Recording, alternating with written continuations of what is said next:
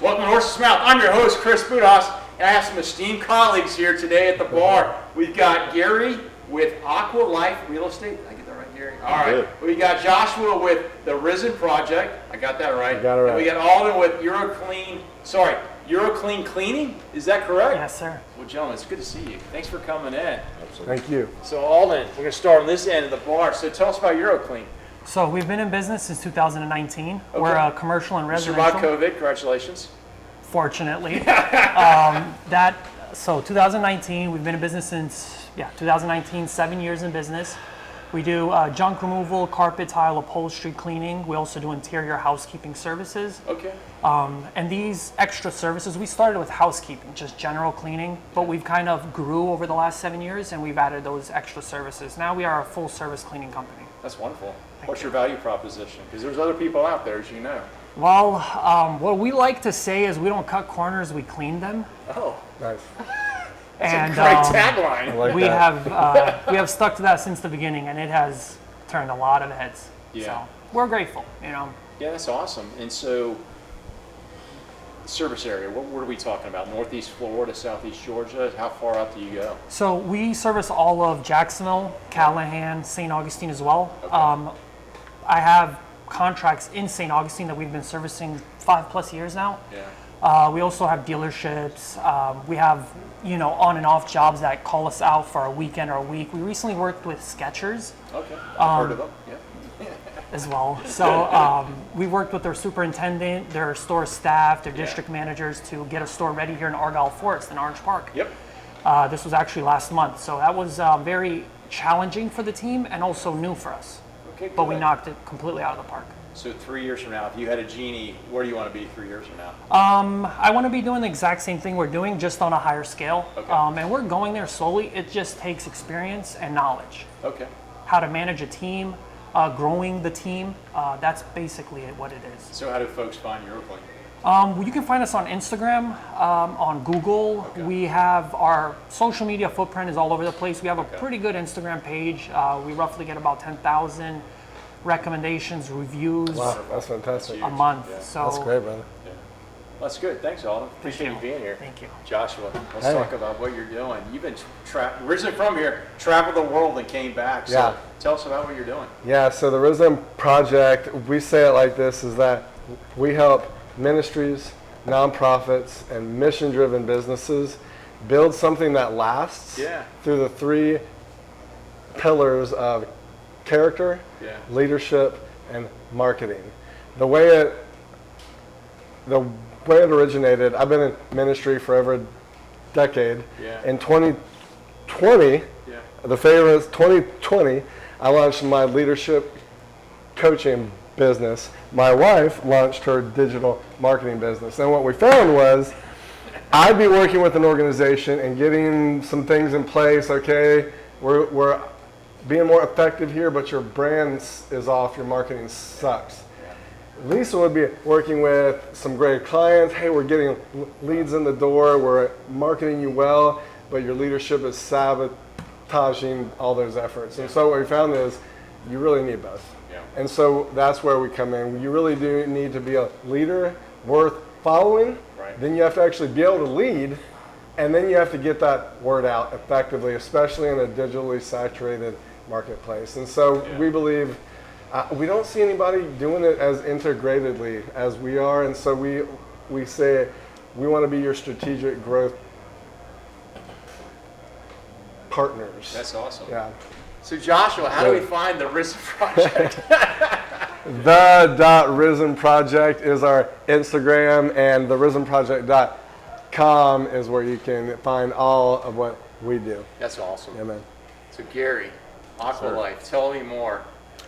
Aqua Life is a real estate investment company Okay. based out of Jacksonville, Florida. So we focus on buying residential and commercial properties Okay. to be able to provide affordable housing to the community. That's awesome. Yeah, that's wonderful. How'd you get in this space? I went to a real estate seminar, and you know how those come around Yeah. every year, people selling, and I paid for the course. And I told myself, if I'm going to pay this much money for this course, I'm going to make it work. Yeah. So I made it work. I started out wholesaling properties, and then I switched to the mindset of how do I actually keep these properties versus selling them to other investors. Okay. And we started buying our properties and have amassed a small portfolio of properties and growing. That's awesome. And you're originally from Jacksonville, so you know the terrain here, the human and the physical terrain. Are you mostly concentrating on the buying the properties in the Jacksonville area or beyond? We're open to all of Florida right now. Okay. Residential, I like to stay closer to Jacksonville, but for commercial or multifamily, we'll pretty much buy anywhere in the Southeast. Okay. And how's business right now? Is there a lot of competition in this space? Is it pretty hard? A lot of learning that's occurring. At the end of the day, a deal is a deal, right? Yeah. So whether the interest rates are high or whether they're low, you know, it's a lot of creative strategies that you can come up with to make something work. And then, as I've learned from others before me, a good investor knows when to walk away. Yeah. So the demand right now, I understand in at least Northeast Florida, there's a demand for housing right now. They say there's like 35 to 40,000 families looking for housing. So are you seeing that in the market yourself? Or? Yeah, I am seeing an uptick. It slowed down for a while. I work with a lot of different realtors, and they say, you know, oh, the market's kind of slow. It's a buyer's market right now, but it's starting to switch again. So it's funny. We're out here at Lynch's Pub at the beaches. So I had this conversation with somebody. The question was the center of gravity, the power of Northeast Florida. Is it downtown Jacksonville or the beaches? Like, if you're mayor for the day, what would you change all of?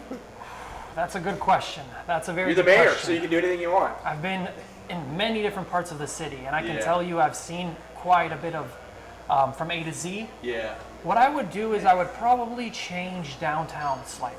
Okay. I know there is development happening. I know there is things going up, buildings being built. But at the same time, I don't feel like we have enough. The population is not dense enough. And we have the infrastructure. The city can be like a city like Chicago, the city like Miami. It will never be Miami, Chicago, but at the same time, it has the core basics to what we need. And that will bring a lot of revenue to the city, just a lot of great opportunities. Yeah, you need that vibrant downtown. A friend of mine said, he goes, what's the similarities between Austin, Texas, Nashville, and Jacksonville?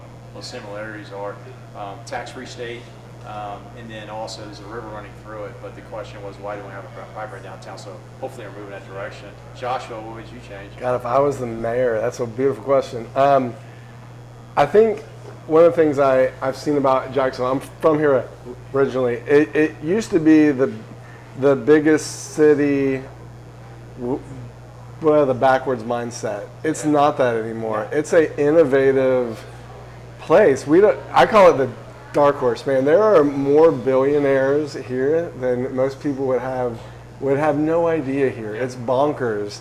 And so the thing I would try to drive forward is the innovative culture. I would try to remove barriers for businesses to thrive. And I just see it that many of our businesses, restaurants are a great example of culture.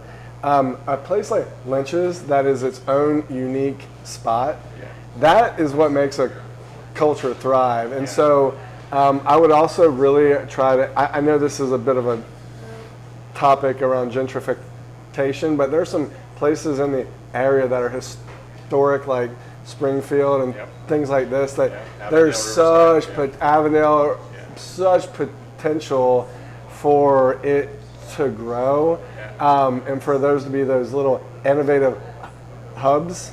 I would just try to drive innovation, man. That's wonderful. Yeah. So Gary, you're the mayor. What are we going to do? Mayor Gary. I think he would invest in real estate. Well, I invest in a lot of different things, but actually picking on what he said, I think if I was mayor, I would work on bringing attractions to the city. More of that. That's going to drive more people wanting to spend money, which is going to drive more investors to build infrastructure. Right. So, I love that. you know, some of the things that we don't have here that I see in other major cities in Florida, we don't have an aquarium. That's point. one attraction. We're right here on the beach, by the way. And we're right here by the beach. Tampa has one, Orlando has one, Miami has one, but Great Jacksonville doesn't have one. Yeah. So NBA. family-friendly attractions will drive business, which will drive investors, which will drive innovation, which will drive infrastructure. That's awesome. That's awesome, man. A true ecosystem, A if true- you will. yes. I appreciate it. Well, folks, thanks for coming in. Appreciate you coming on Horse's Mouth. Hey, folks, check all of us out on LinkedIn. Love to connect with you. See any conversation down in the comments section. See our next segment on Live with Gratitude.